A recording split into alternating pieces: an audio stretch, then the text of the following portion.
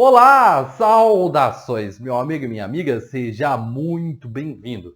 Eu sou o professor Evandro Musi e hoje eu vim aqui ter um bate-papo com você aí do outro lado, muito importante para a sua aprovação, muito importante para a sua nomeação. Hoje eu vou conversar com você um pouquinho sobre essa linda matéria que é o processo administrativo. No evento de hoje, nós vamos falar um pouquinho do processo administrativo no âmbito federal. Esse tema que é bem importante em provas de concurso. Eu vou te trazer aqui durante a aula algumas informações importantes relacionadas à jurisprudência, relacionadas às súmulas, relacionadas ao processo administrativo como um todo. Então, acompanhe a nossa aula. Essa informação é importante, tem caído bastante em provas de concurso. E hoje esse é um tema que é muito recorrente. Nós vamos tratar do processo administrativo no âmbito federal, só que os municípios também têm os seus processos administrativos, os estados, e eles possuem também regulações próprias, que não costumam ser muito divergentes do que nós vamos estudar aqui hoje, que é o processo administrativo no âmbito federal. É claro também, meu caro amigo, que esse é um tema relativamente extenso. Não temos aqui como em um único evento esgotar todo o conteúdo da lei que nós vamos embasar a aula de hoje, que é a Lei 9.784 do ano de 1999. Ela regula o processo administrativo no ambiente federal. Então, na aula de hoje, o professor vai fazer uma introdução a esse tema. Nós vamos conversar um pouquinho com você aí de casa sobre o que é o processo administrativo, como que ele pode ser aplicado. O professor vai trazer aí alguns exemplos para você aí de casa conseguir visualizar tudo isso, tá bom? O professor vai falar um pouquinho sobre os princípios que regem o processo administrativo, vamos falar um pouquinho de direitos, um pouquinho de deveres, vamos falar dos legitimados a atuar no processo administrativo e algumas outras disposições relacionadas, tá bom? Então, a nossa aula terá aí esse enfoque principal, temos aqui no canal, havendo uma boa receptividade por parte de vocês aí, tendo bastante visualização, tendo bastante curtidas aí no vídeo, a gente pode fazer um segundo bloco desse tema e estudar aí uma segunda parte do processo administrativo no ambiente federal, onde a gente já pode conversar um pouquinho sobre competência, um pouquinho mais sobre outros temas que estão envoltos dentro desse tema principal, que é o processo administrativo federal. Tá bom? Então, deixa seu like aí se você quiser a continuação dessa aula.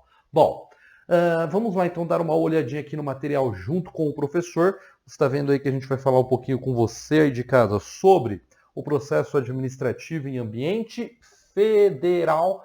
O processo administrativo no ambiente federal, ele é regulado por essa lei que você está vendo aí, que é a Lei 9.784 do ano de 1999. Então, como o professor falou, essa lei ela regula o processo administrativo no âmbito da administração pública federal. Então, antes de nós adentrarmos aqui a aula de hoje, como você está vendo aqui em cima do professor, eu quero antes convidar você mesmo, que ainda não é inscrito no canal, clique aqui embaixo no inscreva-se, clique no sininho, assim você passa a receber as nossas atualizações. Lembre-se que aqui no canal do Qualis Concursos no YouTube, nós publicamos vídeos novos de segunda a sexta-feira. Então nós não medimos esforços para auxiliar você na sua preparação. Inclusive, se você quiser ver aí algum tema em específico, algum assunto, deixe seus comentários aqui embaixo no vídeo. Coloque aí os temas que você quer que sejam tratados em próximos eventos. Nós vamos analisar aí todos esses comentários para trazer o que há de melhor em termos de conteúdo para a sua preparação. Você não está sozinho nessa caminhada. Então se inscreva no canal, clique no sininho. Gostando do conteúdo? Deixa o like, curte aí também. Como o professor falou, havendo aí uma boa receptividade, tendo bastante curtidas aí, a gente faz uma segunda parte deste tema. Tudo bem? Então, se você vai prestar um concurso que é um concurso municipal, que é um concurso estadual e que eventualmente não seja um concurso federal, pode ser que você tenha que estudar a lei específica daquele processo administrativo. Mas como o professor falou, muitos conceitos são muito similares, são muito parecidos e muitas vezes acabam sendo aí disposições muito similares no âmbito estadual, no âmbito municipal, só que é claro, você precisa ter o conhecimento da lei específica, tá bom? Então, o conhecimento do edital é fundamental, né? Você tem que estudar conforme o edital, é o edital que traz o conteúdo programático do que você tem que saber para o dia da sua prova. Bom, vamos lá então. Olha só, meu amigo, você está vendo aí então quem que se sujeita à lei do processo administrativo em ambiente federal. Primeiro vamos entender uma coisa, né? O que significa processo administrativo? Bom, entenda uma coisa. Nós temos o processo administrativo, nós temos o processo judicial, por exemplo. Vamos falar um pouquinho do judicial porque o administrativo vai ser o enfoque da aula, só para que você entenda. Um processo judicial, o que ele é? Ele é uma sequência lógica de atos que vão acontecendo dentro de um processo e que visam alcançar uma determinada finalidade. Então, vamos entender como que isso funciona na prática. Um processo, uma ação penal, por exemplo. Né? Na ação penal, a finalidade aqui é que nós possamos aplicar a penalidade à pessoa, a sanção a uma pessoa que cometeu um crime, que cometeu uma contravenção. Então, a sociedade, ela espera que aquela pessoa pague por aquele crime que ela cometeu. No processo civil, você vai ter ali uma contenda, né? Duas ou mais pessoas não estão entrando ali em um acordo, não conseguem se resolver por elas mesmas dentro de um determinado problema que está acontecendo e se socorre ao Poder Judiciário para que o Poder Judiciário possa resolver aquele litígio, para que ele possa dar uma decisão naquela confusão que está acontecendo entre aquelas pessoas. Bom, então, é uma sequência lógica de atos. Você pega o processo civil, por exemplo, começa lá com a petição inicial, aí, vamos resumir as coisas, né? Porque você tem, depois da petição inicial, aí você vai ter citação, né? Antes disso, vai para a mão do juiz, mas enfim, eu estou resumindo aqui para que você entenda. Você vai ter a citação, aí você vai ter a contestação, aí você tem lá a audiência, aliás, até antes da audiência tem alguma réplica, enfim. Isso aqui é só para que você entenda que é uma sequência lógica de atos o processo judicial, até que chega o momento que a gente tem a sentença, aí pode ser que você tenha lá uma apelação, um recurso, pode ter um embargo de declaração, pode ter um agravo de instrumento, pode ter um recurso extraordinário, enfim, a gente vai ter lá depois um acórdão. Então isso daqui é uma sequência lógica de atos. Cada ato aqui tem uma finalidade específica, vamos dizer assim, mas que no final quer atingir essa finalidade geral aqui, que vai variar um pouquinho, como eu disse para você. Depende se é um processo criminal, se é um processo civil, depende se é um processo de falência, enfim, depende aí um pouquinho do processo que estamos falando. Mas isso aqui seria no âmbito judicial. O que nos interessa aqui, meu caro amigo, é principalmente o quê? O processo administrativo.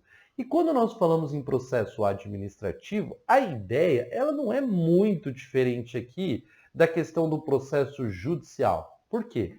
O processo administrativo ele também é o quê? Uma sequência lógica de atos. Uma sequência lógica aqui que vai tendo prosseguimento no intuito de que nós possamos alcançar uma determinada finalidade. Então, eu vou te dar alguns exemplos. A gente tem o concurso público, não tem? Temos. Temos o concurso público, que é isso que você está se preparando. Veja, como que são as etapas do concurso público? Tem toda uma preparação, você tem a questão lá interna ainda da fase do concurso público, não é? Que é a autorização normalmente lá por determinados ministérios, que vai dar autorização para o concurso.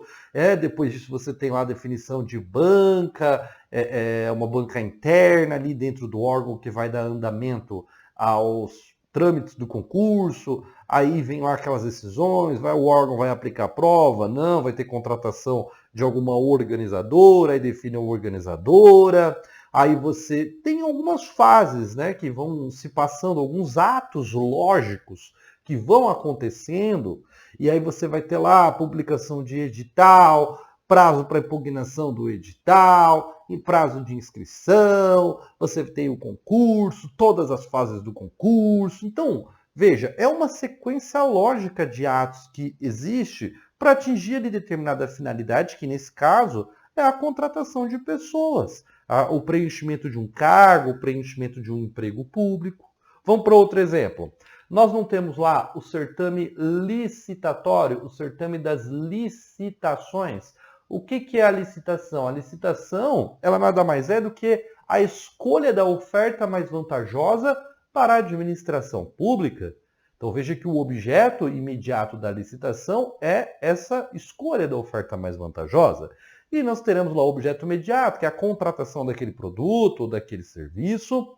Veja então que a licitação, ela também é um processo administrativo, e é um processo administrativo formal, porque tem uma forma já previamente definida em lei. A Lei 8.666, a Lei 10.520, elas vão definir como que o certame licitatório vai acontecer, qual a modalidade, qual o tipo de licitação que vai ser empregado, tem dispensa, tem inexigibilidade, como que isso acontece, como que são as etapas, não é? Quando que pode apresentar, quando que deve apresentar o projeto básico, em que momento tem que ser apresentado e quais são as exceções para se apresentar o projeto executivo, não é? Tem toda uma ordem que é estabelecida em lei, uma sequência lógica. É um processo administrativo, como a gente está tratando aqui. Então, entenda que o processo administrativo é essa sequência lógica de atos que visa atingir determinada finalidade, que no caso das licitações é a escolha da oferta mais vantajosa para a administração. No caso do concurso público, nós teremos lá a contratação de pessoas, o preenchimento de cargos e de empregos públicos.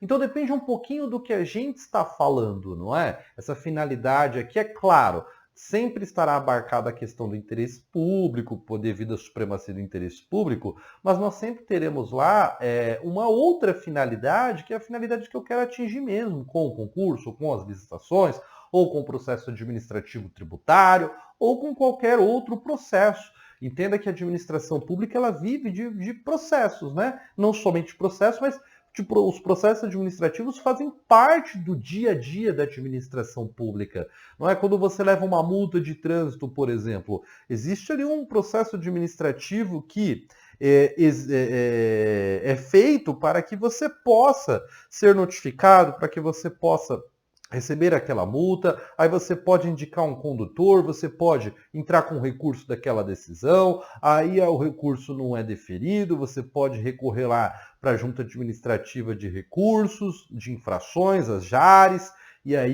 e por aí vai. Então entende que isso são exemplos de processos administrativos. O PAD, que é um exemplo clássico de processo administrativo, que é o processo administrativo disciplinar. O PAD é um processo administrativo que é instaurado para que nós possamos aplicar penalidade ao servidor que cometeu uma falta funcional, ou mais do que isso, né? Não somente para aplicar penalidade, mas para que nós possamos colher indícios e saber se realmente temos que aplicar aquela penalidade àquele servidor, seja uma advertência, seja uma suspensão, seja uma demissão, seja uma cassação de aposentadoria ou uma disponibilidade. Aí, é claro, a depender da penalidade, pode ser que a gente precise do PAD ou precise da sindicância, e aí depende um pouquinho da esfera de governo que nós estamos falando, pode variar um pouquinho, mas eu não vou aprofundar muito isso, porque isso você estuda no tema específico do regime jurídico único do servidor, a lei que vai reger a atividade daquele cargo, não é? Então, veja que o PAD ele é definido na Lei 8.112 de 1990, quando nós falamos de servidor público federal. Tá bom? Então, isso são exemplos, meu caro amigo, de como que a gente pode entender no dia a dia da administração pública o processo administrativo. Então, o processo administrativo ele vai ser essa sequência lógica de atos que visa atingir uma determinada finalidade. E aí o professor deu diversos exemplos aí para você poder compreender, né, como que funciona, como que é aplicado ali no dia a dia da administração pública, tá bom? Bom, vamos lá então. Esta lei estabelece normas básicas sobre o processo administrativo no âmbito da administração federal direta e indireta, visando em especial a proteção dos direitos dos administrados e ao melhor cumprimento dos fins da administração. Então foi o que o professor colocou aqui em cima, olha só, sujeitos às disposições da lei, tanto a administração direta como a administração indireta, sim. Só que aí, é claro, no caso da administração indireta, a gente tem que tomar só alguns cuidados, né? Porque tem algumas entidades que não serão regidas pelo direito público, mas pelo direito privado. E aí, quando no exercício das atividades que serão regidas pelo direito privado, tem uma certa relativização aqui em relação ao regramento que será aplicado, né? Mas mesmo essas entidades que são regidas pelo direito privado, como por exemplo, como regra, uma sociedade de economia mista ou ainda uma empresa pública, como regra, elas são regidas pelo direito privado. Só que você sabe que elas também têm algumas derrogações de direito público. O exemplo está aqui ainda no quadro, olha só, concurso público, licitações. Então, quando nós temos lá o certame de concurso, o certame de licitações, esses órgãos deverão se sujeitar às disposições da Lei 9784 como regra, porque o que você também não pode esquecer é que a Lei 9784 ela é uma lei, vamos dizer assim, de caráter geral. Tá? Então, se houver uma lei especial, prevalecem as disposições da lei especial. É o que acontece, por exemplo, com o tema licitações. Nós temos uma lei que vai tratar das licitações, que é a Lei 8666. Nós temos a Lei 10.520, que trata do pregão. Então, essas são leis especiais. Elas trazem um regramento especial ao certame licitatório. Então, aqui nós temos que nos valer do princípio de especialidade. Norma especial prevalece sobre norma geral. Então veja que aí essas leis vão prevalecer sobre a Lei 9784 no que for conflitante. No que não for conflitante, a gente aplica também as disposições da Lei 9784. Então está um exemplo aí de aplicação da lei no âmbito da administração indireta. Tranquilo até aqui? Guarde isso, isso é importante. Veja que a ideia da lei aqui, ela visa proteger os direitos dos administrados. Porque o administrado ele tem direito. Claro que a gente vai ver também que ele também tem deveres, não são só direitos. Mas visa resguardar esses direitos dos administrados, visa fazer com que a administração pública realmente consiga cumprir com essa finalidade. E aí a administração vai ter diversas finalidades, vamos dizer assim. A principal é atingir o interesse público, mas temos lá diversas finalidades secundárias que serão buscadas pela administração pública, né? Quando, por exemplo, a gente fala de apreensão de um determinado bem, vai ser instaurado ali um processinho para que seja feita essa apreensão, a pessoa vai ter o direito de oferecer as suas alegações, dizer que aquilo é injusto ou que é justo, enfim, interpor ali um determinado recurso da decisão. Então, o fim aqui é fiscalizar, exercer o poder de polícia e não permitir que uma mercadoria ilegal, ilícita ou sem condições de trafegabilidade possa ter aí um transporte pelo país, enfim. Então são diversos exemplos que o professor trouxe aí para que você entenda como que o processo administrativo ele vai correr aí no âmbito federal, o que significa esse processo administrativo. Então o conceito aí é isso que o professor trabalhou aqui com você, tá bom? Bom, agora eu coloquei um quadrinho aí para você, você pode acompanhar no seu material. Se você ainda não baixou o seu material, não perde mais tempo, vai lá no site do Qualis Concursos, deixa eu tomar uma aguinha aqui. Vai lá no site do Qualis Concursos e pegue o seu material. Nós temos lá diversos materiais disponíveis, tá? Materiais gratuitos, inclusive, temos lá, para auxiliar você na sua preparação. Então, pega lá o material, já responde as questõezinhas que nós temos aí e vamos lá. Bom, você estuda isso aqui, normalmente esse quadrinho você estuda principalmente quando você fala lá do direito constitucional, que você estuda lá a independência dos poderes, teoria dos freios e contrapesos, enfim. Eu quero que você entenda uma coisa. Nós temos aqui os poderes, que também são denominados de funções. Tá? Nós temos basicamente aqui essa tripartição. Nós tivemos aí alguns filósofos, como por exemplo Montesquieu, que disse que se nós concentrarmos muito o poder na mão de uma pessoa só, vai dar besteira. Não vai ser muito legal, né? Porque a tendência é que ocorram abusos, a tendência é que ocorram uma confusão entre patrimônio público e patrimônio do soberano. Então, muito nepotismo poderia acontecer. Então, tudo aquilo que aconteceu lá na época da administração pública imperialista, por exemplo, né? Então, você concentrar muito o poder na mão de uma pessoa só não é bom para o coletivo. Essa pessoa ela tende a se preocupar mais consigo mesmo do que com o bem comum. Então, você tem que dividir o poder. E aí criou-se essa teoria da tripartição dos poderes que nós aderimos dentro do nosso ordenamento jurídico. Então, nós temos aqui basicamente três funções de poder. Nós temos o executivo, o legislativo e o judiciário. Temos alguns órgãos que, muito embora não entrem dentro dessa teoria de tripartição, mas que funcionam quase que como poderes autônomos, vamos dizer assim. Ministério Público, Tribunal de Contas, mas não vou colocar dentro desse quadro aqui porque não entra dentro dessa teoria de tripartição dos poderes, tá? Então nós temos lá os três poderes, o executivo, o legislativo e o judiciário. Cada poder tem uma atividade típica e tem também uma atividade atípica, né? Então ele exerce tanto atividades típicas como exercem também atividades atípicas. Então o executivo, o que o executivo ele tem como atividade típica? Será que será superfaturar licitações?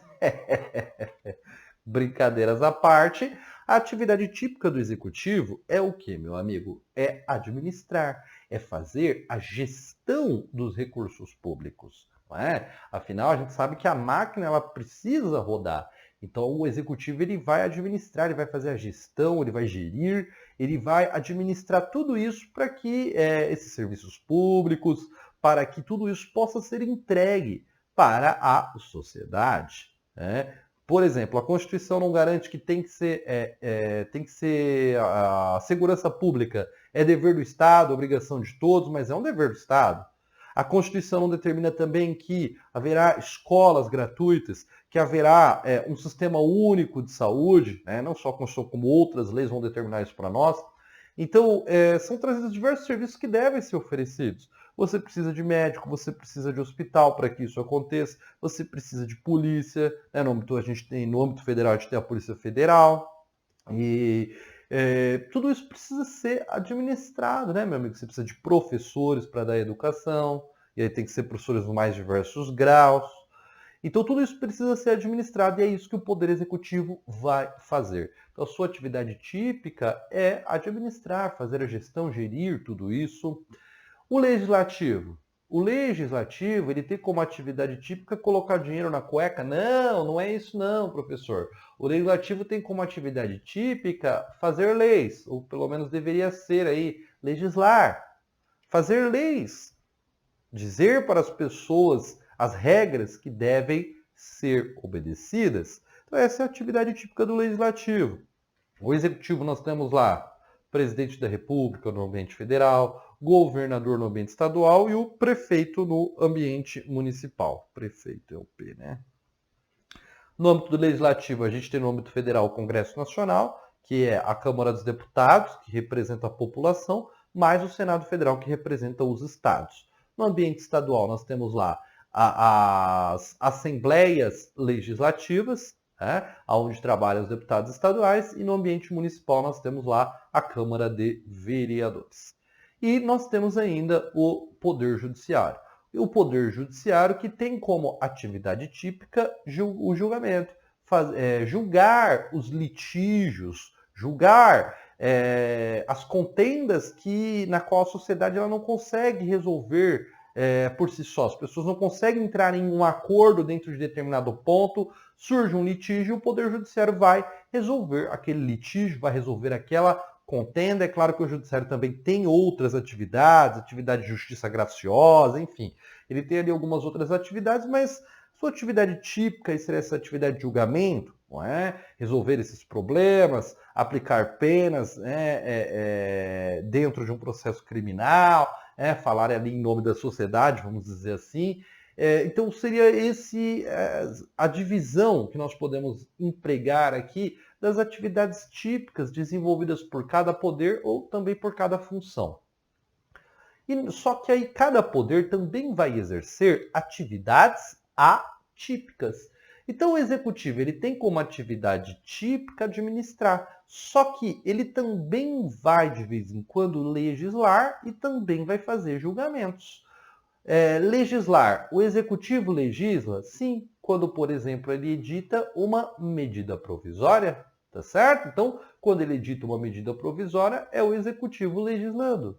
O executivo, ele julga? Sim, processo administrativo disciplinar, não é? Quando nós temos lá um servidor que está cometendo uma falta funcional, na qual nós vamos aplicar a ele uma penalidade, é o executivo julgando. E aí aqui eu vou fazer um asterisco, tá? Por quê? Porque eu já vi questão do CESP dizer o seguinte, dizer que o exercício, a aplicação de penalidade pelo Poder Executivo dentro de um processo administrativo disciplinar não seria atividade atípica do Executivo, uma vez que a atividade, o poder disciplinar seria um poder que cabe ao Executivo exercê-lo também, e que, quando ele aplica uma penalidade no âmbito desse poder, isso seria o exercício de uma atividade típica do próprio Executivo. Mas, olha, sinceramente, meu amigo, isso é querer ir profundo demais na reflexão, vamos dizer assim, né? Porque se você disser que o executivo tem como atividade típica o julgamento, quer dizer que o judiciário faz o quê? Então, nada, não é?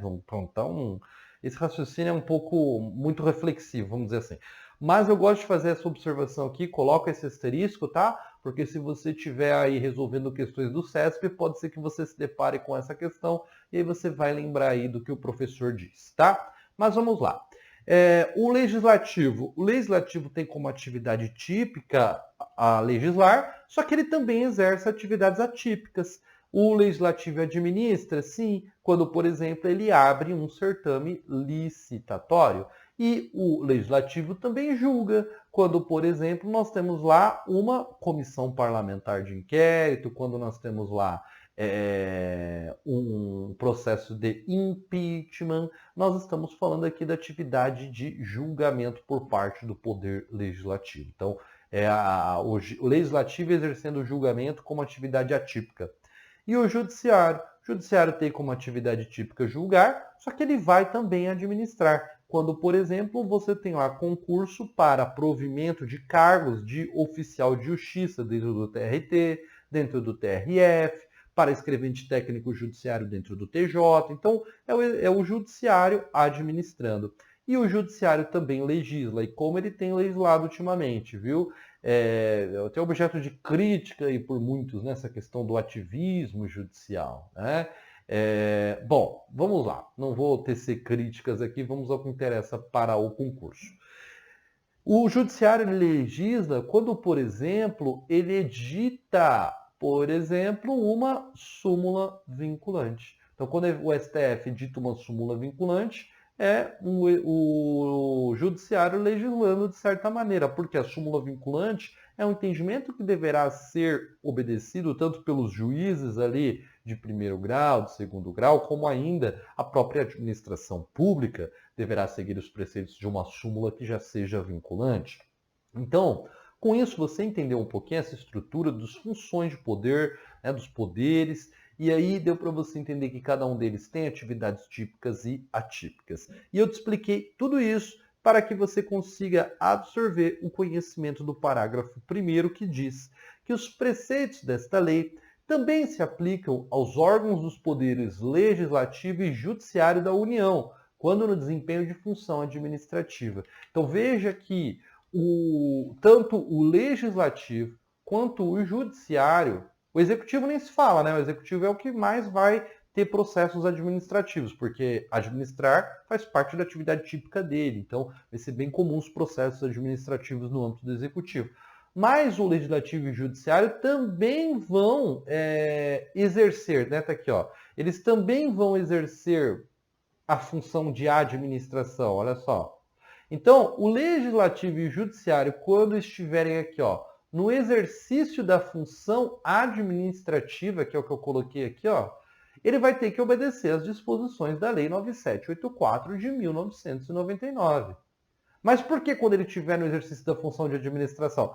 Porque é o seguinte, né? Quando ele estiver no exercício da função de legislação, ele vai observar o que leis e normas determinam. A exemplo do regimento interno da casa, a exemplo da Constituição Federal. O judiciário. O judiciário vai obedecer à Constituição Federal, seu regimento interno, Código de Processo Civil, Código de Processo Penal, que tem leis próprias que vão regular os processos e tudo mais. Então, quando eles exercerem a função administrativa aqui, tanto o legislativo quanto o judiciário vão ter que obedecer às disposições da Lei 9.784 do ano de 1999. Tranquilo até aqui? Agora eu vou te trazer uma informação bem importante, tá bom? Sabe aquilo que você com certeza já deve ter lido por aí, já deve ter visto, né? É que normalmente até dá certo esse raciocínio, mas você tem que tomar cuidado porque não é a definição da lei. Quando você fala que dentro da administração, porque nós não temos lá a administração direta e a administração indireta. Né? Aí a administração direta, você tem lá a União, os estados, o Distrito Federal, não é? Os municípios. E aí dentro da administração indireta você tem lá a FASE, que são as autarquias, sociedades de economia mista, empresas públicas, tem ainda a questão lá dos consórcios públicos, mas enfim. Veja só então que é comum, né, você ter aquela disposição, órgão é na administração direta e entidade é na administração indireta. Toma cuidado com essa assertiva. E é o que nós vamos ver aqui agora. Olha só, o parágrafo 2º vai dizer: para os fins desta lei, consideram-se. Então, órgão é o quê? É a unidade de atuação integrante da estrutura da administração direta e da estrutura da administração indireta. Então, tá vendo que você pode ter órgão tanto na administração direta como também na administração indireta. Então toma cuidado, tá vendo? Órgão não é só na administração direta. Você pode ter órgão também na administração indireta. Então toma cuidado com isso. Entidade. A entidade é a unidade de atuação dotada de personalidade jurídica. Então tá vendo que a entidade ela difere do órgão. O órgão é uma unidade de atuação, uma unidade onde nós vamos ter ações ali sendo prestadas. Agora, não quer dizer que necessariamente o órgão ele seja uma entidade. Porque para ser uma entidade, essa unidade de atuação ela tem que ter o quê? Personalidade jurídica. Tem que ter personalidade jurídica, tá certo? Para poder responder, para poder ter ali representação em processos, para poder responder pelos seus atos, tem que ter personalidade jurídica. Então, dica aqui que eu já te dou. Lembra, órgão é unidade de atuação, tanto da direta como da indireta. Já a entidade, ela é uma unidade de atuação que tenha personalidade jurídica. E a autoridade, professor? O conceito de autoridade é servidor ou agente público dotado de poder de decisão. Então, a autoridade é este servidor ou agente que pode decidir sobre algo, que tem a capacidade, que tem a competência de decidir sobre determinado ponto, tá bom? E aí quem vai dizer a competência é a lei, são outras leis, tá certo? Por exemplo, algumas autoridades são competentes para instaurar e decidir no PAD. Presidente da República, dentre algumas outras autoridades, a depender aí da penalidade que nós estamos falando. Essa é uma autoridade que está definido, por exemplo, na Lei 8.112 de 1990. Então, a gente teria que ver em cada lei em específico quem é que tem a competência para o quê, tá bom? Mas fica aí esse conceito geral já para você memorizar de autoridade, que é o servidor ou agente que tem aí esse poder de decisão. Tranquilo até aqui? Deixa o professor molhar a garganta aqui, tomar uma aguinha para a gente dar andamento. Bom, temos aqui agora o artigo 2º da Lei 9.784 do ano de 1999. O artigo 2º, ele já vai dizer aqui para nós um pouquinho sobre princípios. Pois é, meu amigo, princípios é um tema que você não tem como fugir quando você está estudando as ciências jurídicas, né? Os princípios, então, que regem o processo administrativo. Bom, veja, meu amigo, que uma das primeiras coisas aqui que eu quero destacar para você é que o artigo 2º diz o seguinte, que a administração pública obedecerá, olha isso aqui, ó, dentre outros, aos princípios de, aí vai vir os princípios. Então, a primeira coisa que eu quero que você entenda é que esse rol aqui do artigo 2º é um rol exemplificativo. Então, esse rol ele não é um rol taxativo, ele é um rol exemplificativo. Esses daqui são só alguns exemplos de princípios que a administração pública vai ter que obedecer, que a administração pública vai ter que respeitar, que a administração pública vai ter que empregar. Esses são só alguns exemplos. Então, o rol exemplificativo ele é diferente do que nós chamamos de rol taxativo. O rol taxativo é aquilo e pronto, não pode ir além. O rol exemplificativo não, isso aqui são só exemplos. Então, nós concluímos que o artigo 2º é um rol exemplificativo de princípios por essa expressão aqui, ó, dentre outros. Então, ele está dizendo que esses princípios vão reger a administração pública, mas que existem outros também que devem ser obedecidos. E eu vou te dar exemplos. Você não tem lá nas licitações alguns princípios que regerão a licitação? Tem vinculação ao instrumento convocatório, isonomia, adjudicação compulsória, julgamento objetivo, obrigatoriedade de licitação, procedimento formal, probidade administrativa, enfim, você tem diversos princípios. E aí que, olha, nem todos eles estão aqui previstos no artigo 2º. Então, por isso que o artigo 2º ele é um rol exemplificativo. Tudo bem? Então veja que a administração pública vai ter que observar, e aí aqui você tem que ter uma visão orgânica. Será que o LIMP vai reger os processos administrativos? Sim. Por quê? Porque isso aqui é só um rol exemplificativo. E aqui, né, o LIMP você tem legalidade, impessoalidade, moralidade, publicidade e eficiência. Você até tem, olha só, vamos grifar aqui para a gente ir vendo juntos. Ó, legalidade está aqui. Impessoalidade não tem, né? Não está aqui, ó. Mas vamos lá, vamos ver outros, ó. Moralidade, então já foi a legalidade, já foi a moralidade, a eficiência, que está aqui, né? Então tá vendo, ó, a publicidade nem está aqui, tá? Aparentemente não. Tá vendo? Impessoalidade também não está expresso aqui. Mas quer dizer que não vai ser empregado dentro do processo administrativo? Errado. Vai ter que observar ele sim, porque isso aqui é só um rol exemplificativo, não é um rol taxativo. Então vamos lá rapidamente fazer uma rápida revisão desses princípios. Legalidade. Olha a administração pública, você deve fazer o que está previsto em lei. Então, no decorrer dos processos administrativos em que você atuar, você deve zelar pelo que determina a lei. Tudo que não está juridicamente permitido estará juridicamente proibido a você, administração pública. Você também tem que respeitar o princípio da finalidade. Você deve atingir a finalidade para a qual você se dispôs a praticar esse ato. Seja o reconhecimento de determinada situação, de determinado direito, a aplicação de determinada penalidade. Então vai depender um pouquinho do processo que nós estamos falando, mas você deve se pautar nessa finalidade. Da motivação, né? A razão pela qual você está praticando aquele ato. Então, dentro de um processo administrativo disciplinar, né, a motivação pelo cometimento do ilícito, pelo cometimento da falta disciplinar. Você deve se pautar na razoabilidade, na proporcionalidade.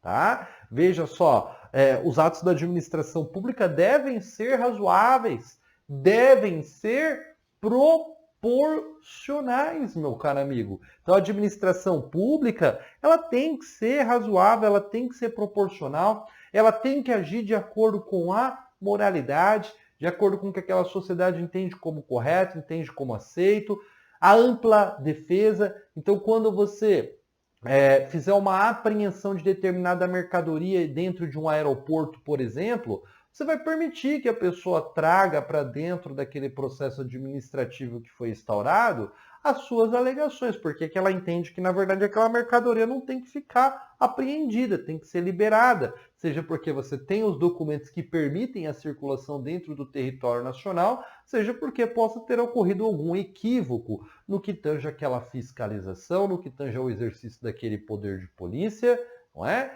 Então, essa é a ideia, até mesmo em atos que são considerados como discricionários. Atos que são considerados como discricionários, você tem direito aqui à ampla defesa, como, por exemplo, e que está atrelado até ao próprio contraditório, a questão dos recursos, não é? Você pode recorrer tanto por razões de direito, como por razões de mérito, então até mesmo dentro dos atos discricionários. A segurança jurídica também vai ter que ser respeitada. Não dá para você atuar decidir de um jeito hoje dentro de um processo administrativo e amanhã, só porque mudou a lei, você mudar a decisão do dia anterior, por exemplo, ou da semana anterior, ou dos anos passados.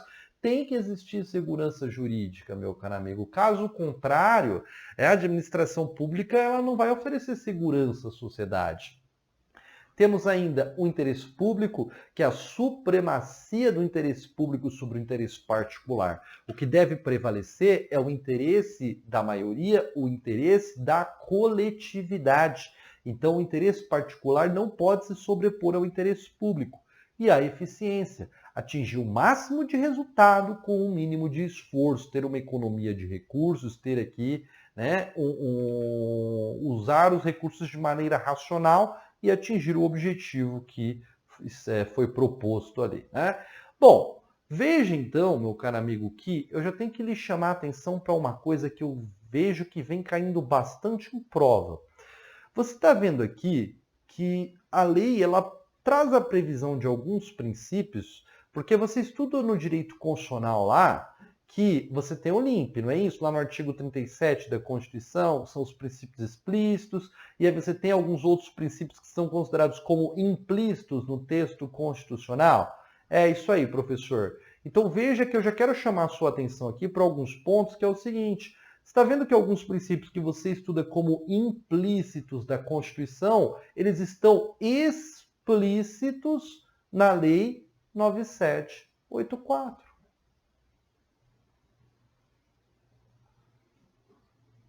Tá vendo? Então, a questão que disser que o princípio da razoabilidade ou da proporcionalidade é implícito na Constituição, tá certo? Sim. Só que aí, às vezes, a questão vai dizer que esse princípio ele não tem previsão no arcabouço jurídico. Errado, olha só. A proporcionalidade está previsto na Lei 9784. A razoabilidade está previsto na Lei 9784. A motivação, a finalidade, o interesse, a supremacia do interesse público. Então, tem que sempre interpretar as questões corretamente. Tá? Vejam que, como eu digo para os meus alunos, muitos dos princípios que são considerados como implícitos no texto da Constituição Federal acabam por se tornar explícitos dentro do nosso arcabouço jurídico. Tudo bem? Tranquilo até aqui? Viu que não é um bicho de 7 cabeças. Processo administrativo é um tema que dá sim para você gabaritar em prova. Tá gostando? Deixa o like aí, professor, deixa os comentários aí, coloca aí o que você achou da aula. Vamos seguir então com os nossos estudos. Olha só. Nos processos administrativos serão observados, entre outros, os critérios de... Aqui, basicamente, ele vai o quê? Ele vai exteriorizar muitos princípios. É basicamente isso. Então, esses critérios que ele fala aqui são basicamente exteriorização de princípios. Nós temos aqui atuação conforme a lei e o direito. Quer dizer, legalidade. Vai ter que atuar conforme as leis e normas determinam. Então, vai ter que obedecer à legalidade.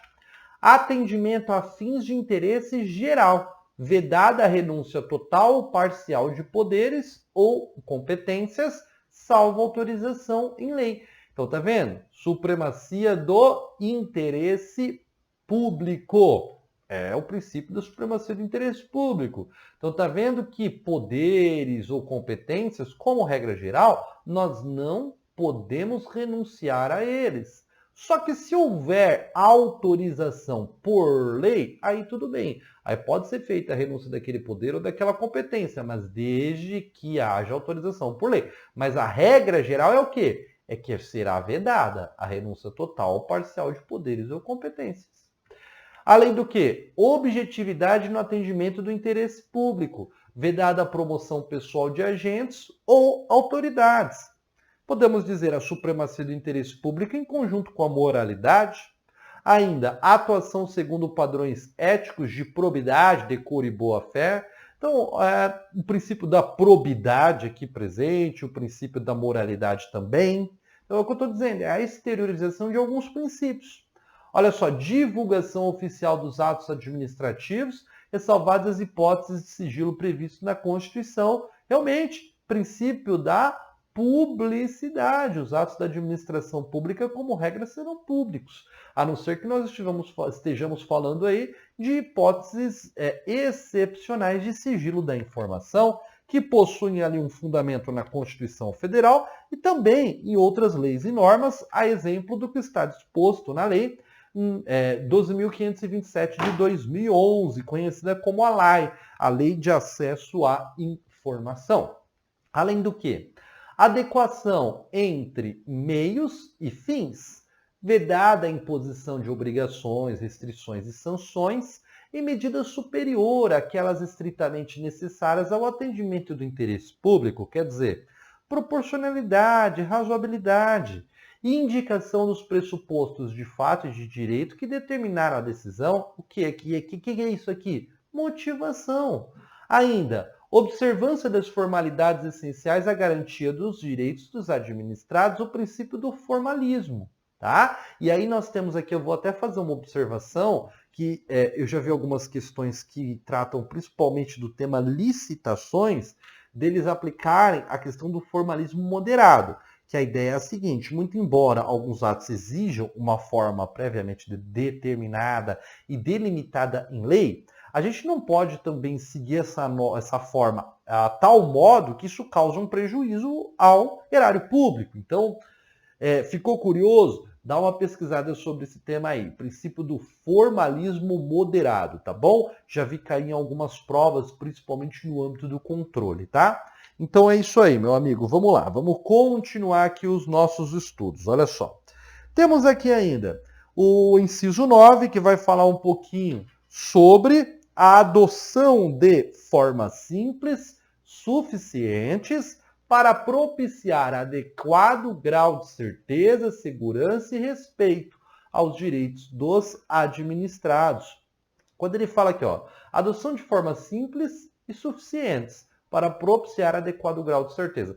Podemos dizer que até o próprio princípio de eficiência, realmente, que vai possibilitar de forma simples e suficiente atingir aquele objetivo, com economia de recursos, com economia de gastos, propiciando segurança ainda aos direitos dos administrados. Então, a ideia aqui é principalmente exteriorizar muitos princípios que não necessariamente estiveram expressos aqui no artigo 2º. Então, veja que o artigo 2º é um rol exemplificativo de princípios, tá bom? Tranquilo até aqui? Acabou? Ainda não, olha só. Garantia dos direitos à comunicação, à apresentação de alegações finais, à produção de provas e à interposição de recursos, nos processos de que possam resultar sanções e nas situações de litígio. Então, estamos falando aqui do contraditório, da ampla defesa, a proibição de cobrança de despesas processuais, ressalvadas as previstas em lei. Então, como regra, o processo administrativo ele não vai ser cobrado, tá? Então, não vão ter despesas processuais no processo administrativo. Sempre, cuidado com a palavra sempre. Ó, a lei permite que, em determinadas situações, seja cobrado sim. Então, quando a lei disser que será cobrado, aí será cobrado. Tá vendo que é diferente do processo judicial. O processo judicial, como regra, ele tem as despesas processuais.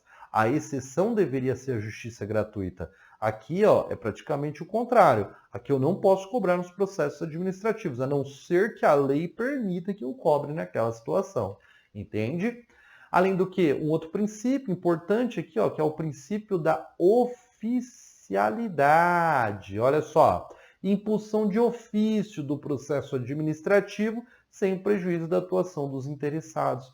Então, a administração pública não precisa ficar esperando as pessoas provocarem ela para iniciar algum processo administrativo. Quando, por exemplo, você identifica uma falta funcional, você pode comunicar à autoridade competente para que ela instaure o processo administrativo disciplinar de ofício, tá certo?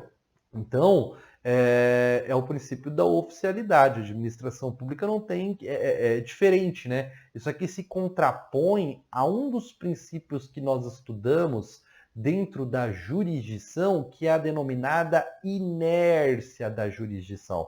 O Poder Judiciário ele fica ali quietinho esperando alguém cutucar ele, como regra. Seja o MP, seja uma parte, mas ele fica ali quietinho. Já a administração pública não. Ela age de ofício, ela não fica esperando as pessoas virem e cutucar a administração pública, entende?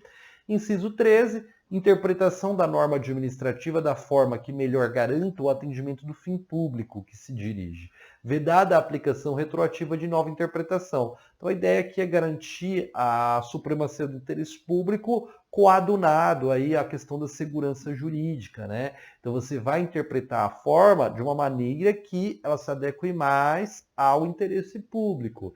E aí se nós mudarmos a interpretação da norma, porque isso é comum. Hoje você tem uma interpretação, amanhã você pode ter outra, mas se amanhã você mudar a sua interpretação, você não vai poder voltar no tempo e aplicar para aquelas situações anteriores ou modificar aquelas relações só porque a sua interpretação mudou. Se sua interpretação mudou, é dali para frente. O que aconteceu dali para trás vai ser mantido, entende? É esse o raciocínio, tá bom? A não ser que seja uma situação de anulação de atos, né? Uma forma de extinção dos atos administrativos, mas aí a gente vai estar falando de outra coisa. Bom, como a gente tem aqui ainda alguns direitos, vamos dar uma olhadinha então no que a Lei 9784 fala sobre os direitos dos administrados. Aqui é um tema bem tranquilinho, você vai ver um tema bem decorebinha, mas você não tem muito segredo para entender o que a lei determina. Olha só. Artigo 3º. O administrado tem os seguintes direitos perante a administração, sem prejuízo de outros que lhe sejam assegurados. Então isso aqui também é um rol exemplificativo. Podem existir outros direitos e existem outros direitos que serão aí dos administrados, a exemplo do que está disposto na Lei 12.527, que é a LAI. A LAI vai trazer diversos direitos ali dispostos em lei e que vão ser aplicados, que vão ser respeitados dentro dos processos administrativos também. Mas vamos lá então. Quais são os direitos dos administrados pela Lei 9784? Ser tratado com respeito pelas autoridades e servidores, que deverão facilitar o exercício de seus direitos e o cumprimento de suas obrigações. Respeito é bom e todo mundo gosta, né? Esse é o raciocínio. Então, não importa a autoridade, não importa o servidor, eles devem facilitar o exercício do direito do administrado. Não pode ficar ali prejudicando ou procrastinando o exercício de determinado direito. Eles devem facilitar, devem permitir que a pessoa consiga exercer o seu direito. Tá bom? Além de facilitar que ela cumpra com as suas obrigações. Não pode ficar dificultando o cumprimento das obrigações. Além do que, é direito do administrado ter ciência da tramitação dos processos administrativos em que tenha condição de interessado, ter vista dos autos, obter cópias de documentos neles contidos e conhecer as decisões proferidas. Então, processos que a pessoa seja considerado como interessado, e se ela é um interessado, ela pode, vamos dizer assim, de maneira genérica, atuar dentro desse processo administrativo, porque ela tem um interesse ali, então ela vai ter o direito de poder olhar esse processo, de poder pegar cópias desse processo, de poder conhecer e ter acesso ao que ficou decidido, ao que ficou determinado dentro daquele processo administrativo. Até aqui o emprego aí da ampla defesa, do contraditório. Tá? Ainda, formular alegações e apresentar documentos antes da decisão, os quais serão objeto de consideração pelo órgão competente. Eu já vi esse inciso aqui cair, e eles falaram o seguinte: formular alegações e apresentar documentos mesmo que depois da decisão. Cuidado, hein? Ó. A Lei 9784 fala formular alegações e apresentar documentos antes da decisão. Porque a ideia é como mais ou menos de um processo judicial, né? Se você já tem o documento, se você já tem a sua alegação, faça isso antes da autoridade decidir. No processo judicial, mais ou menos assim que funciona. Se você não trouxer na primeira oportunidade que você tem, você pode perder o direito de apresentar aquilo em juízo, vamos dizer assim, né? Resumidamente. E o processo administrativo segue uma premissa parecida. Você tem que formular as suas alegações e apresentar as suas provas, os seus documentos, antes da autoridade decidir. Agora, é claro que pode ser que naquele momento você não tinha acesso àquela informação, não tinha acesso àquele documento, só teve depois. Aí pode ser uma situação que seja uma revisão do processo administrativo, mas aí já é uma situação diferente, porque você já tem um processo julgado, mas que surgiram novas provas que podem abrandar a pena ali eventualmente aplicada, inocentar uma pessoa que foi considerada como culpado ali dentro de um processo administrativo. Então, fica atento com o que a letra da lei diz, tá bom? Além do que, fazer-se assistir facultativamente por advogado, salvo quando obrigatória a representação por força de lei. Quer dizer, dentro do processo administrativo, se você quiser, você pode ter ali o advogado atuando. Então, é facultativa a participação do advogado dentro de processos administrativos. Agora, é claro, se a lei determina como obrigatória a participação do advogado naquele processo, aí vai ter que participar, vai ter que indicar. Mas se a lei não determina, a pessoa pode escolher por constituir ou não um advogado para dar andamento, para ter ciência do seu processo administrativo, tá bom? É isso aí. Inclusive, a gente tem até súmula que vai corroborar isso daqui, que vai dizer basicamente isso que está na Lei 9784, tá bom? Que não causa nulidade do processo administrativo a ausência de um advogado, se a lei não determinava que era obrigatória a participação deste profissional. Bom, meu amigo, como tudo na vida tem que ter um equilíbrio, na vida o administrado não tem só direitos. Ele também vai ter ali alguns deveres que ele vai ter que cumprir, tá certo? Então veja, meu caro amigo, que o administrado, ele tem aí então alguns deveres. E esses deveres estão aqui previstos no artigo 4º, em diante da Lei 9784. Vamos ver um pouquinho junto com o professor. Olha só. São deveres do administrado perante a administração, sem prejuízo de outros previstos em ato normativo. Então, quer dizer, também vamos dizer aqui que são rolos exemplificativos. Então, quais são os deveres do administrado? Expor os fatos conforme a verdade. Então, ele deve dizer a verdade. Ele deve dizer o que aconteceu de maneira verídica e não ficar inventando fatos ou situações. Ele deve proceder com lealdade, urbanidade e boa-fé. Então, ele deve agir de maneira leal.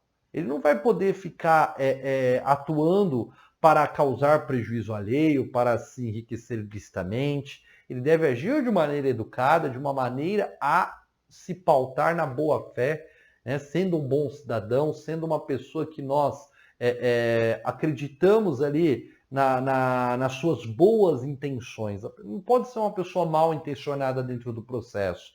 Também não pode agir de modo temerário. Então, aqui está até indo na mão aqui da boa-fé. Tem que agir de boa-fé. Prestar informações que lhe forem solicitadas e colaborar para o esclarecimento dos fatos. Se for solicitada alguma informação, vai ter que passar essa informação. Apresente o documento tal, vai ter que apresentar o documento tal. Quer dizer, vai ter que colaborar para esclarecer os fatos. Tudo bem? Tranquilo até aqui? Viu? Não é um bicho de 7 cabeças. Dá para acertar as questões. Só que você viu que a gente já foi para quase 1 hora de evento e a gente falou praticamente 4 artigos da Lei 9784. Mas é assim que você tem que estudar, meu amigo. Não é só pegar e ler o artigo e acabou, vou para o próximo, não. Você tem que fazer essa reflexão. O que isso significa? Qual é a base? Que princípio está envolvido? Como que eu posso aplicar isso? Será que tem uma decisão judicial? Será que não tem? Agora, é claro, depende um pouquinho do concurso que você está estudando. Alguns concursos, algumas organizadoras tendem a ser um pouquinho mais literais, cobram a letra da lei, outras já não, outras gostam de casos práticos, outras, dependendo do concurso, pode cobrar a súmula, pode cobrar jurisprudência. É por isso que o professor está trazendo aqui para você de uma maneira a ser útil essa aula, independente do concurso que você vai prestar. Não importa a organizadora também, a gente traz vários exemplos aqui, vai explicando de uma maneira que você consiga entender as disposições da lei e consiga responder a questão independente da organizadora que for a que está fazendo o seu concurso. É como eu digo para os meus alunos, você tem que conhecer o perfil da banca, tem que entender como ela pensa, mas você tem que estudar para acertar a questão de qualquer organizadora. Não importa se é a X, se é a Y ou se é a W.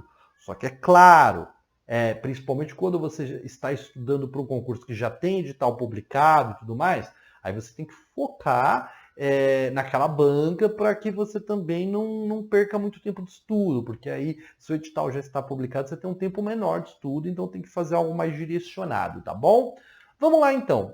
Como que o processo administrativo ele pode ser iniciado? O artigo 5º vai falar um pouquinho para a gente. O processo administrativo ele pode ser iniciado basicamente aqui de duas maneiras. Ou ele se inicia de ofício, ou ele se inicia a pedido do interessado. Então a administração pública começa aquele processo porque ela quer, quando é o de ofício, ou porque alguém pediu, quando é a pedido. Por exemplo, um processo administrativo disciplinar. Acho muito difícil um processo administrativo disciplinar iniciar a pedido. Imagina o servidor chegando lá e falando: ei, eu cometi corrupção passiva, eu cometi concussão, eu desviei dinheiro público, inicia o processo aí contra a minha pessoa. Difícil ver isso, né? Então, normalmente, esse é o tipo de processo que acaba iniciando de ofício, né? Você tem ali uma testemunha, você tem uma filmagem, você ficou sabendo de algum modo, e aí você instaura o processo para que seja investigado, seja colhida essas provas e por aí vai. Ou pode ser um processo que inicia a pedido. Imagina um cidadão que vai até a Polícia Federal para fazer o pedido de porte de arma. Aí inicia-se ali um processo administrativo a pedido do interessado, ou para quem quer construir um imóvel e pede lá um alvará para a construção de imóvel, né? Normalmente começa então também a pedido. Então o processo ou começa porque a administração pública entendeu que tem que começar, que tem que investigar, que tem que decidir, ou começa aí porque houve um pedido, porque alguém solicitou o início deste processo, tá bom? Deixa eu tomar mais uma aguinha e a gente segue.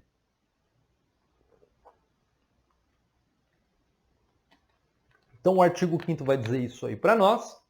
O artigo 6º vai dizer que o requerimento inicial do interessado, então quando o processo começar a pedido, vai ter que ter um requerimento. O requerimento, então, né, vai ser isso aqui que vai iniciar o processo administrativo a pedido. Então esse requerimento, ele, como regra, vai ter que ter um requerimento por escrito. Então, um documento por escrito ali, onde vai ter que ter algumas informações que a gente vai ver aqui para baixo. A lei traz exceções? Traz. Olha só, ela fala, salvo os casos em que for admitida a solicitação oral. Então, se for possível a solicitação oral, tudo bem. Se não for possível, vai ter que fazer por escrito. E aí vai ter que conter os seguintes dados. A quem você está fazendo esse pedido? O órgão ou autoridade administrativa que se dirige. Quem é que está pedindo? A identificação do interessado ou de quem o represente. Aonde você vai receber as nossas notificações? Quer dizer, o domicílio do requerente ou o local para recebimento de comunicações?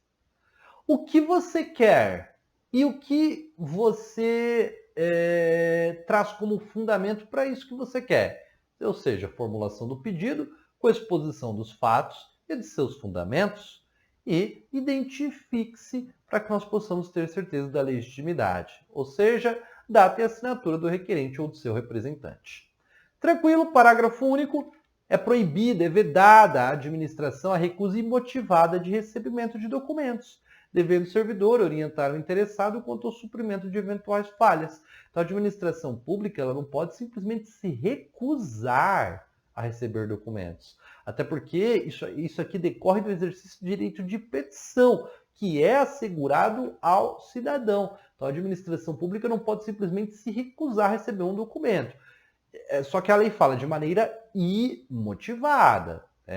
Imagina que uma pessoa vai até uma agência, uma delegacia da Receita Federal, por exemplo.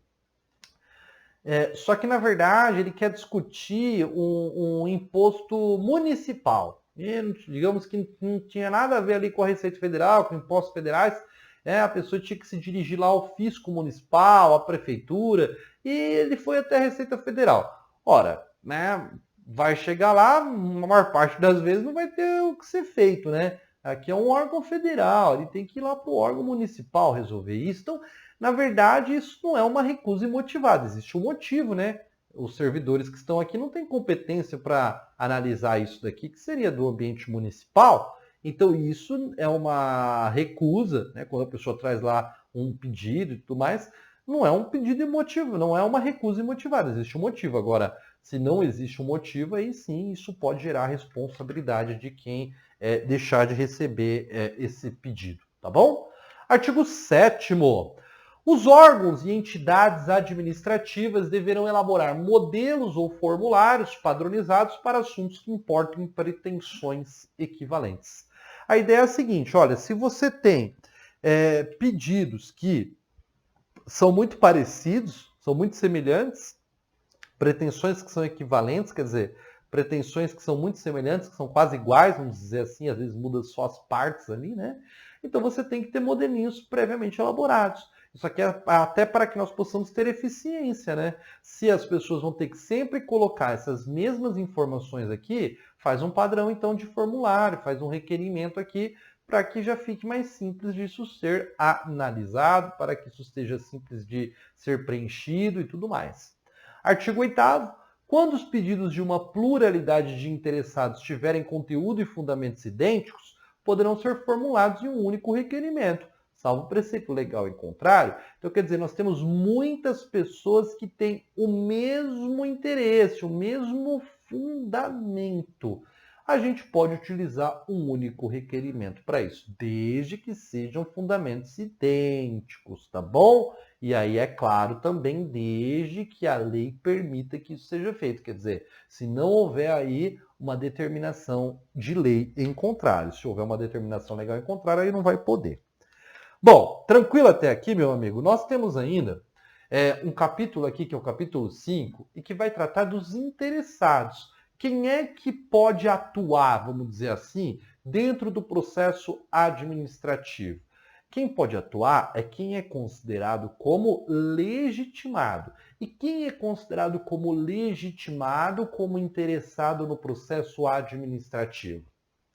É legitimado como interessado pessoas físicas ou jurídicas que sejam titulares de direitos ou interesses individuais, ou no exercício do direito de representação. Então imagina uma pessoa física que vai atrás, como o professor deu o exemplo lá, pede lá um porte de arma para a Polícia Federal, ou ainda imagina uma empresa que participa de um certame de licitação, de um processo de licitação. Então são alguns exemplos aí para que você possa compreender as disposições da lei. Ainda, aqueles que, sem terem iniciado o processo, têm direitos ou interesses que possam ser afetados pela decisão a ser adotada. Então, tá vendo? Aquela pessoa que, por algum motivo, possa ser afetada por aquela decisão.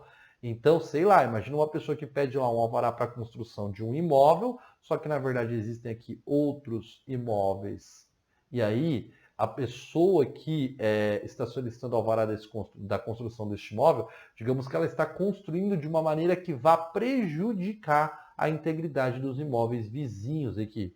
Essas pessoas teriam aí, seriam considerados como legitimados para atuar dentro desse processo e dizer por que essa casa aqui não pode ter o alvará de construção de imóvel, porque o seu direito pode ser afetado com isso, que seria o desmoronamento da sua casa devido a alguma eventual irregularidade que possa estar acontecendo aqui. Então, isso é apenas um exemplo. Então, aquele que pode ter direitos afetados, que pode ter interesses afetados. Ainda, organizações e associações que representem direitos ou interesses coletivos, associações que estejam já legalmente constituídas para defender os interesses dos seus associados, defender interesses difusos, ou seja, interesses de toda uma coletividade. Tranquilo? Aqui é um ponto bem mais decoreba, tá bom? É bem mais decoreba. Normalmente em prova acaba caindo mais Ctrl+C e Ctrl+V, mas se cair algum exemplo, o professor já deu aí alguns para você aí de casa para conseguir gabaritar uma questão como essa, hein? Vamos lá. Artigo 10. São capazes para fins de processo administrativo os maiores de 18 anos, ressalvada a previsão especial em ato normativo próprio. Então, aqui quando a gente fala de pessoa física, principalmente, vai poder atuar dentro do processo administrativo quem tem mais de 18 anos, tá bom? Então, quem tem mais de 18 anos vai poder atuar dentro do processo administrativo. Só que, é claro, depende do quê? Depende do que nós estamos falando. Pode ser que a lei, ela diga que para aquele caso tenha que ser maior de 25. Pode ser que a lei diga que para aquele caso tenha que ser maior que 35. Então, depende um pouquinho do que nós estamos falando, tá? Mas, como regra geral, a pessoa vai ter que ser maior de 18 anos para poder atuar dentro do processo administrativo. Tranquilinho até aqui? Gostou? Você viu? Olha só, até aqui a gente já resolveu aí o que? Basicamente a gente viu 10 artigos. Não é muita coisa, tá? Não é muita coisa. Só que você viu a diferença de você ir lendo artigo por artigo, inciso por inciso, entendendo aquelas palavras, aquelas expressões. E é claro, aqui a gente ainda poderia ficar ainda mais tempo estudando. A gente poderia ficar 1h30 falando de um único artigo. Mas eu entendo uma coisa também, meu amigo. Eu entendo que o estudo para concurso, ele tem que ser feito de uma maneira que, ao mesmo tempo que você tenha profundidade, você também precisa de bagagem, né? E aí a ideia é que não é formar mestres, não é formar doutores, não. Eu quero trazer conhecimento para que você consiga ser aprovado na prova de concurso, tá bom? E aí, já temos aí anos e anos, uma década praticamente dando aula em cursos preparatórios para concursos públicos, isso hoje, né? Na data que o vídeo está sendo feito. E eu tenho certeza aí que tem muito conhecimento que pode ajudar você no dia da sua prova. Concurso é isso, meu amigo. É tentativa e erro. Tentar, errar e ver por que errou. Corrigir o erro e ir de novo. Acertar. É que eu costumo dizer, você tem que errar muito para poder passar no concurso. Errar muito, mas por quê? Errar o quê? Errar questões. Só que você vai entender conforme a gente for fazer algumas questõezinhas aqui, tem um jeito certo de fazer questão. Não adianta fazer questão só por fazer. Você tem que entender por que aquilo está certo, por que aquilo está errado, qual que é o fundamento, aonde está na lei, aonde que eu posso buscar esse fundamento. Então, você tem que raciocinar alternativa por alternativa, quando é uma prova de múltipla escolha, ou se for uma prova de certo e errado, você tem que buscar o fundamento do acerto ou o fundamento do erro. Isso é importante, hein? Vamos então fazer aí algumas questõezinhas para a gente treinar isso que nós estudamos? Vamos lá, professor. É isso aí. Olha só. Então vamos para a questão de número 1 aqui. Tendo como referência as disposições contidas na Lei 9784 de 99, regula o processo administrativo em âmbito federal, analise as assertivas e assinale a alternativa correta. Esta lei estabelece normas básicas sobre o processo administrativo no âmbito da administração federal, direta e indireta. Olha, faz sentido. Visando em especial a proteção dos direitos dos administrados e a supremacia dos interesses da administração. Olha, isso aqui já está errado, hein? Visa o quê? Em especial a proteção dos direitos dos administrados, só que essa parte aqui, ó, essa parte aqui está errada. Vamos voltar na lei? Olha só, olha o que a lei fala, ó. Vamos voltar aqui para você ver a letra da lei, ó. A lei fala: visando em especial a proteção dos direitos dos administrados e ao melhor cumprimento dos fins da administração. Então, o melhor cumprimento dos fins que a administração ela se propõe a atingir. E veja que, quando a gente fala de finalidade da administração, existe uma finalidade imediata que é o atingimento do interesse público. Isso sempre vai ser o respaldo da administração, atingir o interesse público. Então, não é a supremacia dos interesses da administração, mas sim atingir as finalidades dela. Entende? Então está errado. Vamos para B. Os preceitos desta lei também se aplicam às funções de poder não executivas, quando no exercício da função administrativa. Está fazendo sentido isso, hein? Vamos raciocinar, olha só. Os preceitos desta lei se aplicam às funções de poder? Quer dizer, a gente estudou aqui, ó. Vamos para o quadro, tá vendo? Ó? Quais são as funções? Legislativo, executivo e judiciário. O executivo e o legislativo têm que obedecer às disposições da Lei 9784 quando eles estiverem exercendo a função administrativa. Então, realmente faz sentido aqui o que essa questão diz. Concorda comigo? Olha só.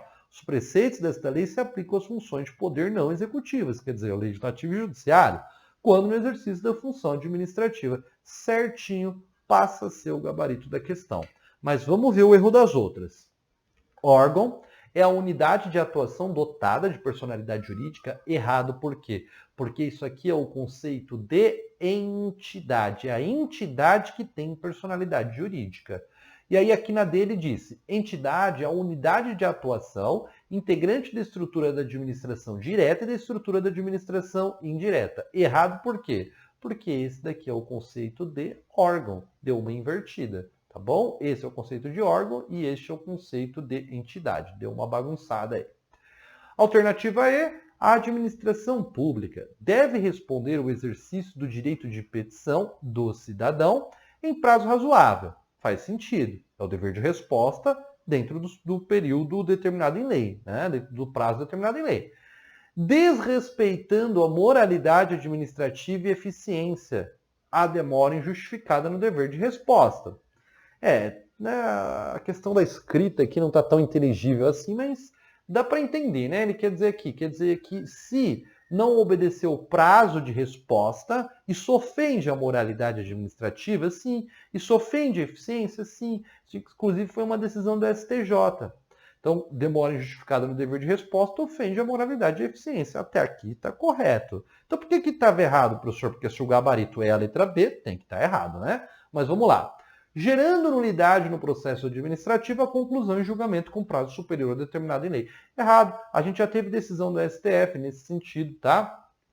Dizendo que a demora do cumprimento dos prazos dentro de um processo administrativo disciplinar não enseja vício no processo, não enseja nulidade no processo. Quer dizer, então, por simplesmente ter perdido o prazo, a administração pública, isso não gera automaticamente nulidade no processo. Só se houver prejuízo a parte demonstrar esse prejuízo aí, pode até ser reconhecida a nulidade naquele processo, mas se não houve prejuízo à parte, não há que se falar em nulidade. Então, meu amigo, não é porque simplesmente ultrapassou o prazo que gera nulidade, que a administração pública ultrapassou o prazo que gera nulidade no processo. Tem que ter prejuízo, tem que comprovar esse prejuízo. Então, tá errada a assertiva. Tranquilo até aqui? Então a gente conclui que o gabarito é a letra B de bola, tá bom? Vamos lá. Vamos para a letra, aliás, a questão de número 2. Tendo como base as disposições contidas na Lei nº 9784 de 1989, regula o processo administrativo em âmbito federal, analise as alternativas e assinale a incorreta, hein? Você que baixou o material antes no site do Qualis e não prestou atenção, pode ter errado de besteira. Ele quer a incorreta. Vamos lá.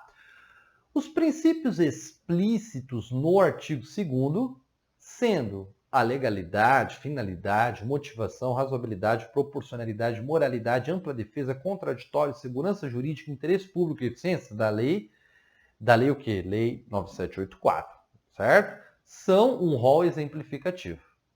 Certinho, hein? Certinho isso daqui. Opa, então se está certo é o gabarito? Não, porque o gabarito tem que ser a errada. Realmente, é o que eu te expliquei lá atrás. Ó, vamos lá. Isso aqui ó, é um rol exemplificativo. Não é um rol taxativo. Então são exemplos. Então realmente, a alternativa A está correta. Vamos para a alternativa B. Mesmo que autorizado por lei, é vedada a renúncia total ou parcial de poderes e competências. Está errado. Foi o que eu disse para você. Que, como regra, realmente é vedada a renúncia total ou parcial de poderes e competências. Contudo, a lei fala, exceto se autorizado por lei.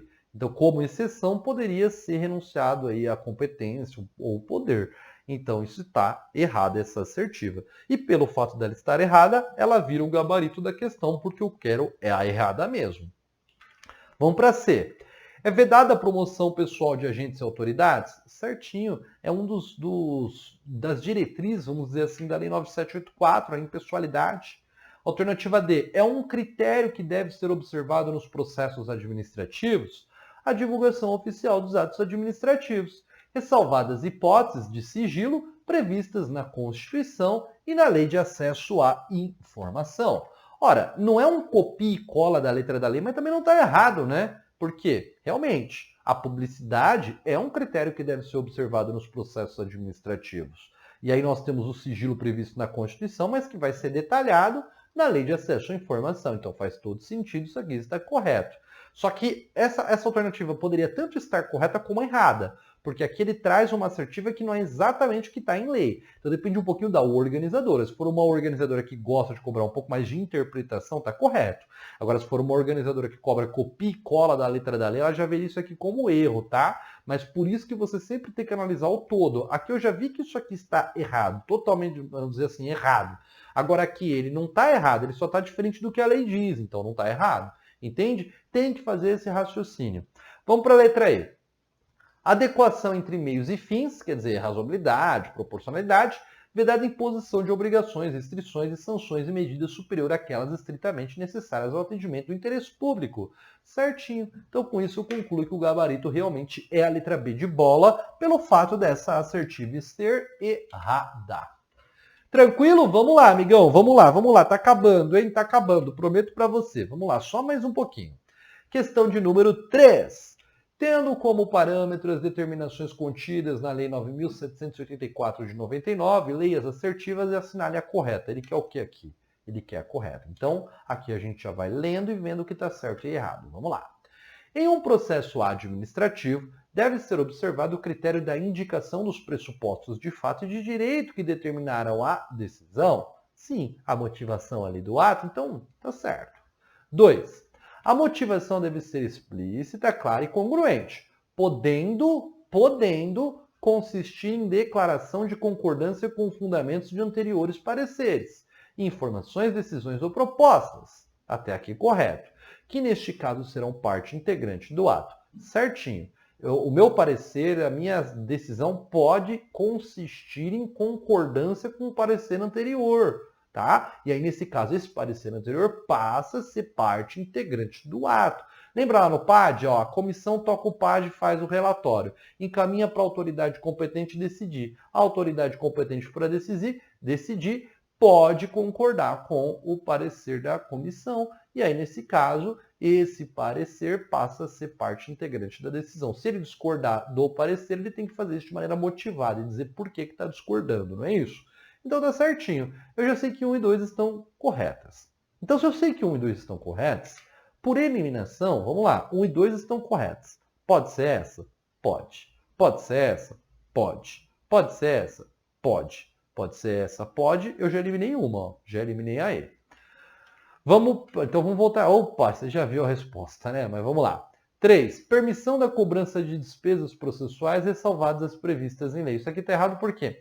Ele inverteu a regra com a exceção. Olha só, a regra é que eu não cobre despesas processuais nos processos administrativos. E a exceção é eu cobrar quando a lei permitir. Então ele inverteu a regra e a exceção, motivo pelo qual está errada a assertiva.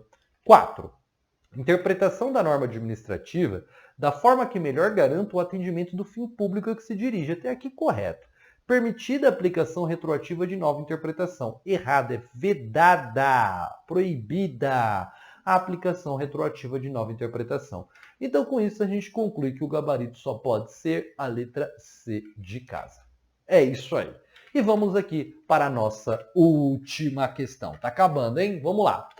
Leia a assertiva e considere como certo ou errado. Em um processo administrativo de âmbito federal, regido pela Lei 9784 de 1999, é um dever do administrado fazer-se assistir obrigatoriamente por advogado. Na verdade, aqui está bem bagunçado, né? Porque, na verdade, isso aqui, na verdade, nem seria um dever. Seria um direito. E não é um direito do jeito que está escrito aqui, ó. Porque olha o que ele coloca, é um dever do administrado fazer-se assistir obrigatoriamente por advogado? Não, é facultativo. O advogado, como regra, é facultativo no processo administrativo. Só se a lei determinar a obrigação dele atuar lá. Então isso aqui está errado. Olha só, vamos voltar aqui, ó. Vamos voltar aqui para a aula, ó. Cadê os direitos, ó? Direitos do administrado. Fazer-se assistir facultativamente por advogado. Então, a exceção é quando a lei obrigar. Então, veja que isso está errado por dois motivos dessa assertiva. Então, primeiro motivo, porque na verdade isso aqui não seria um dever, seria um direito. E segundo motivo, que a presença do advogado não é obrigatória, é facultativo, como regra, a não ser que a lei diga de modo contrário. Então, o gabarito só pode ser errado. Bom, meu amigo e minha amiga, te convido aí, caso você ainda não tenha acessado, acesse lá o site do Qualis Concursos, baixe o seu material, conheça as soluções que estão à sua disposição, se inscreva no nosso canal aqui do YouTube, tá bom? Siga-nos lá no Instagram, siga-nos no Facebook, segue lá, além do Qualis Concursos, segue o professor Evandro Musi, segue o professor Gustavo Musi também, segue o professor Eduardo Newman. A gente posta ali diariamente conteúdo para ajudar você na sua preparação, meu caro amigo. Então, aproveite esse conhecimento que está sendo dado a você. Aqui no YouTube, você não vai precisar pagar nada aqui para o curso para poder ter acesso a esses eventos que são colocados de segunda a sexta para você. Tá bom? Então, aproveite essas ferramentas que estão à sua disposição. O curso está aqui à sua disposição, os professores estão aqui à sua disposição, eles participam aqui sempre do nosso chat, solucionam todas as dúvidas que você tem aí de casa. Se você não está acompanhando o nosso evento aí ao vivo, a nossa estreia ao vivo, você pode também colocar sua dúvida no chat, manda aí através das redes sociais, a gente vai te responder, vai trazer esse respaldo para você. Eu quero que você saiba que você não está sozinho. Você sempre vai poder contar com o Qualis Concursos e com todo o seu time de professores. Nós estamos aqui para facilitar a sua vida. Nós estamos aqui para ajudar você a realizar o seu sonho. Então saiba que você não está sozinho nessa caminhada. Gostou do vídeo? Deixa o like, coloca aí no comentário, diz o que você quer ver nos próximos vídeos. Bom, meu amigo e minha amiga, o que eu queria conversar contigo nesse bloco de aulas era isso. Agora eu desejo a você aí de casa um excelente dia de estudo. E ó, presta atenção. Larga essa internet e vai estudar, hein? Até mais, meu amigo e minha amiga.